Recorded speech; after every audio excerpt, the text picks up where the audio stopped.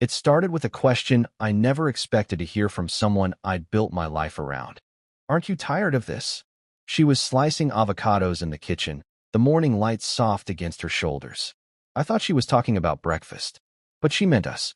It didn't hit me right away. My brain stumbled over the words like a misread line in a play. "Tired of what?" I asked, half laughing, trying to keep the mood light. She didn't look up, just kept slicing. "All of this. The routine. You and me. It's boring." It's hard to explain what that moment does to you. When the person you thought was your safe place suddenly becomes a mirror reflecting your inadequacy. I stood there holding 2 mugs of coffee, suddenly unsure which one was mine. I should back up. Sarah and I met when we were both broke but ambitious. She was the spark, always full of ideas, always chasing something new. And me? I was the anchor. Steady, supportive, the guy who paid the bills and never let the car insurance lapse. We made sense together. Or at least I thought we did. She said I made her feel safe. I thought that was a compliment. Looking back, maybe it was a warning. We had 7 years. 7 Christmases, 5 apartments, 2 promotions, and a dog we raised from a nervous little rescue to a blanket-hogging sofa king. And then, just like that, she was bored. I remember the night she left with the same clarity people remember car accidents. It was raining, not a poetic drizzle, but a full downpour like the sky was trying to wash the world clean. She had 2 suitcases by the door. Our dog, Milo, paced circles around her, confused. I asked her if there was someone else. She said no. I asked again. She just said, "There doesn't have to be. I'm just not happy. I haven't been for a while." And I remember feeling embarrassed more than heartbroken at first, like I'd failed at something I didn't even know I was being tested on. She kissed me on the cheek, said I'd make someone a great husband someday. Then she walked out. For weeks, I walked around our apartment like it was a crime scene. Her coffee mug still sat in the dishwasher. Her shampoo still lingered in the shower. I told people she'd moved out because of a difference in direction. I didn't say she'd grown bored of me like I was an old song she'd played too many times. There was no affair, no blow-up fight, just a slow, quiet death of interest. That kind of ending doesn't come with closure. You keep asking questions that loop in your head like bad radio. Was I too predictable? Too focused on work? Did I stop surprising her? Was love supposed to be a circus act just to keep her attention? One night, 3 months after she left, I opened my phone and saw a new follower on my art page. I paint in my spare time, not for money, just to keep sane. The account was new, no posts, generic name. But something felt off. The username was a phrase she used to say when she saw me sketching. Left-hand lightning. Curious, I checked the profile. 0 followers, 0 posts. But they liked every piece I'd uploaded. Even the old ones. Even the ones buried from years back. They were watching me. I didn't say anything. A week later, the same account reacted to a post I made about my first solo exhibit. I'd been invited to show my work at a small gallery downtown, something I never thought I'd do. I posted a photo of myself in front of a canvas, smiling for the first time in a long time. The comment just said, "I always knew you had this in you." No name, no face. But I knew. I wanted to be angry. I wanted to call her out. But instead, I sat there staring at the screen, thinking about how strange it was that someone who left because they were bored was still orbiting my life like a satellite, watching but distant, close but hidden. I told myself I wouldn't engage, that I'd block the account and move on.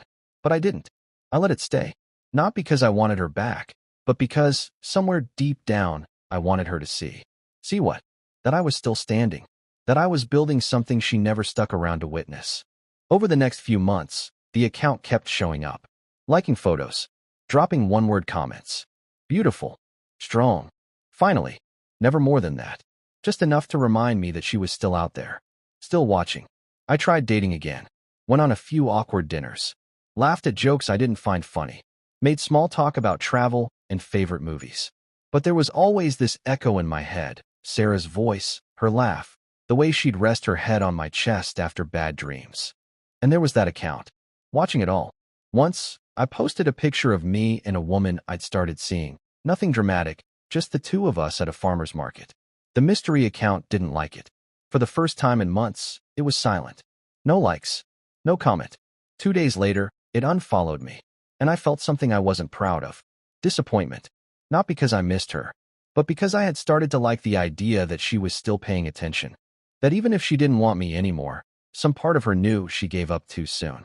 A week later, the account followed me again. No explanation. No message. Just back in the shadows. That's when I realized this wasn't about love anymore. It was about ghosts. And some ghosts don't haunt with chains. They haunt with silence, with quiet clicks, with watching the life they left behind bloom without them. And maybe that's exactly what she was doing. I used to wonder what I would have said if she ever reached out. Something poetic, maybe. Honest. But now that she watched me from behind a screen, I realized the only thing worse than being left was being studied. I wasn't supposed to know it was her. But the internet gives people away. I noticed patterns. Comments always came late at night, between 1 and 3 a.m., when the guilt starts talking, when memory gets louder than pride. One comment struck me like a match. This looks like the you I always hoped would show up. It was under a photo of me standing beside a finished painting one-eyed poured 2 sleepless weeks into. A photo I took in silence, in an apartment that still echoed her laugh in places I couldn't repaint. And it hit me. She was mourning something too. Not me, maybe, but the idea of me. The one she left behind like a half-read book that got too slow in the middle. And now, she was thumbing through the pages again, pretending she hadn't torn the ending out. I didn't block her. Not out of weakness, but because I wanted her to see. To see what being boring looks like when it blooms. I kept posting, slowly, honestly. Paintings, notes, pieces of my life. The dog, older now, grayer around the muzzle. Me, learning to cook again. Me, laughing with friends who stayed. Me, rebuilding not for her to see, but because I needed to. But it wasn't just online. I started running in the mornings, clearing my head before the day grabbed hold. I joined a community art program, mentored kids who reminded me what real wonder looked like. I stopped trying to prove anything. Funny thing about being watched, it either makes you shrink or it makes you stand taller. I chose the latter. Then one day, the account messaged me. It was just 3 words. Do you hate me? My heart dropped, not from love, but from the weight of history pressing on my chest. I stared at the screen so long my coffee went cold. I didn't reply, not because I didn't know the answer, but because I did. I didn't hate her. I hated what she did. I hated that I ever let her define my worth. I hated that her boredom made me question my entire being. But I didn't hate her, because hate is a tether, too. And I was done being tied to things that left me behind. The message stayed unopened for days. Then a second one came. I made a mistake. I know that now. I was restless, not unloved. You were always there. I just didn't know how to sit still with someone who wasn't chasing the chaos. That sentence. Restless, not unloved. It felt too neat. Too late.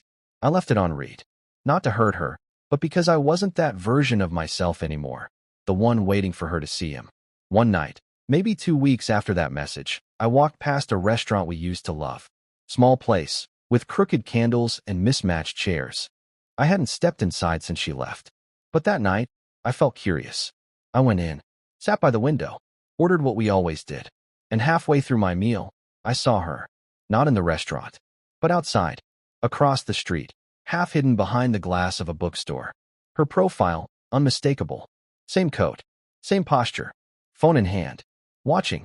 For a moment, I wondered if I was imagining it, if grief was playing tricks. But when I turned my head and met her eyes, even from across the road, I knew. She didn't wave. Neither did I. She just stood there, watching, and I went back to my meal, one bite at a time. There's a strange kind of closure in that. Not confrontation, not apology, just the quiet understanding that some people only realize what they had after it's no longer available to them. And some of us, we don't need the final scene. We're already past the credits. I think the last time I truly cried over her was the night I took down our last photo. It had been sitting on the bookshelf, one of those cheap digital frames that rotated pictures every few seconds. It was us in Vermont, wrapped in coats, her kissing my cheek mid-laugh. I used to let it play in the background like a lullaby for a version of my life I thought was permanent. But one night, after brushing my teeth, I walked into the living room, glanced at that frame, and felt nothing. Not rage, not sadness, not even nostalgia, just silence. So I unplugged it, slid the memory card out, put it in a drawer I haven't opened since. That's when I knew I'd healed. People think healing is dramatic, like fireworks or some revelation that knocks you off your feet. But for me, it was that moment, watching a version of love flicker on a dusty screen and feeling no urge to keep it alive. The messages from her stopped after a while. I never responded. Not once. Maybe she realized silence was louder than anything I could say. Still, the account lingers. It never commented again. But it's there. I post a photo. 10 minutes later, it's liked. Every time. A few months ago, I started dating again. Really dating, not just going through the motions. Her name's Elena. We met at an art fundraiser. She makes ceramics. Has this laugh that feels like something breaking and mending at the same time. I posted a photo of us, not romantic, just her hands on a wheel, shaping clay. The caption said, "Learning to build with someone who lets you be soft." That fake account didn't like that post. Didn't like the next few either. And then nothing. It stopped showing up. No likes. No views. Just gone. I waited, curious, wondering if she'd say something. Create a new account. Find a new angle to re-enter my life. She didn't. Instead, about 2 weeks later, a package arrived at my studio. No return address. No note. Just a small, worn sketchbook. Inside were pages of my old doodles. Ones I'd left behind when I moved out. Ones I thought were lost. Tucked between the pages was a photo. Not of us. Of me. Alone. Painting. She must have taken it years ago when I wasn't looking. On the back, in her handwriting, it said, "You were never boring. I just didn't know how to stay." I sat with that for a long time. Not angry. Not broken. Just reflective. There was a time I would have read that and hoped it meant something. A second chance. A reopening of a door I once kicked closed with shaking hands. But that version of me, the one who needed her validation to breathe, he's gone. I showed the note to Elena. She didn't flinch, just handed it back and said, "Sometimes the people who leave are the best proof that we were worth staying for." And that was that. Now, when I walk past that restaurant where I once saw her watching me, I don't look through the windows. I don't scan for shadows. I hold Elena's hand, and I keep walking. Because I know what I have now isn't exciting in the roller coaster way. It's not chaos. It's not sparks every second. It's stillness. It's shared grocery lists and Sunday pancakes, and someone who listens when I talk about the textures and paint. And maybe she's still out there, watching from another account. Maybe not. But here's what I've learned. Some people leave not because you failed them, but because they were never ready for the kind of love that doesn't require constant drama to feel alive. And when they go, sometimes they linger, not out of love, but regret. Let them. Let them watch. Let them scroll through the life they couldn't sit still long enough to help build. Because the real win isn't revenge. It's peace. And peace, I've found, isn't quiet because nothing's happening. It's quiet because everything that matters finally is.